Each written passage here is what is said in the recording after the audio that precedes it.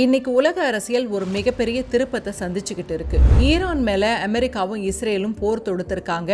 ஆனா இந்த முறை அமெரிக்காவோட பழைய பவர் வேலை செய்யல. வழக்கமா அமெரிக்கா ஒரு நாட்டு மேல போர் தொடுத்தா நேட்டோ நாடுகளும் மத்த ஐரோப்பிய நாடுகளும் வரிசையா வந்து நிப்பாங்க. ஆனா இப்ப ஏன் எல்லாரும் ஒரு தயக்கத்தோட தள்ளி நிக்கிறாங்க?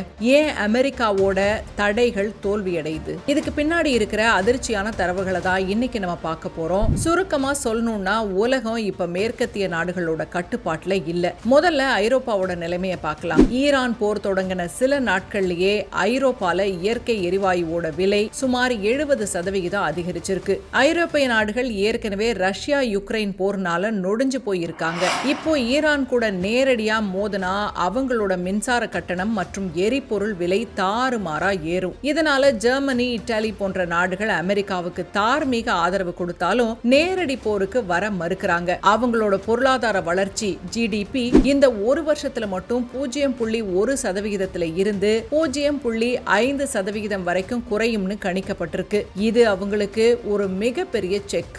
அடுத்த அமெரிக்காவோட நிலையை பார்க்கலாம். போர் தொடங்கி முதல் 10 நாட்கள்லயே அமெரிக்கா கிட்டத்தட்ட $10 பில்லியன் மேல செலவு பண்ணியிருக்கு.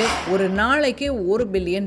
ஆனா இவ்வளவு செலவு பண்ணியும் அவங்களால ஈரானை முடக்க முடியல. ஏன்னா அமெரிக்காவே இப்ப தங்களோட சொந்த தடைகளை தளர்த்த வேண்டிய கட்டாயத்துல இருக்கு. உலக சந்தையில ஆயில் விலை $100 தாண்டினா அமெரிக்காவோட உள்நாட்டு பொருளாதாரம் மொத்தமா சரிஞ்சிரும். இதனாலதான் நாங்க தடைகள் போடுறோம், ஆனா நீங்க கொஞ்சம் ஆயில் வாங்கிக்கோங்க அப்படின்னு சொல்லி அமெரிக்கா இப்போ பின்வாங்குது. இது அமெரிக்காவோட பலவீனத்தை உலகத்துக்கே காட்டுது.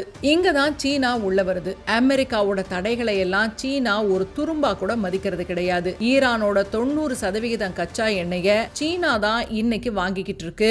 அதுவும் அமெரிக்க டாலரை தவிர்த்துட்டு தங்களோட சொந்த கரன்சியான யுவான் அல்லது பார்ட்டர் சிஸ்டம், நம்ம பண்ட மாற்று முறைன்னு சொல்லுவோமே, அந்த முறையில வர்த்தகத்தை ஈரானோட நடத்திக்கிட்டு இருக்காங்க.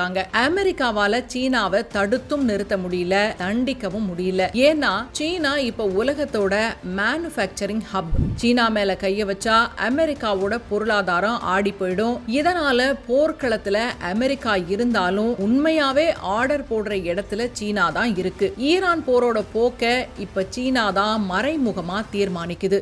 இதுல இருந்து நாம புரிஞ்சுக்க வேண்டியது ஒண்ணுதான். ரொம்ப காலமா உலகம் மேற்கத்திய நாடுகளோட கட்டுப்பாட்டுல தான் இருந்துச்சு. ஆனா இப்போ அந்த காலம் முடிவுக்கு வருது. அமெரிக்காவால இனி பழைய மாதிரி நாடுகளை தங்களோட கட்டுப்பாட்டுல வச்சுக்க முடியல. சீனா இப்போ நிபந்தனைகளை விதிக்க ஆரம்பிச்சிருக்கு.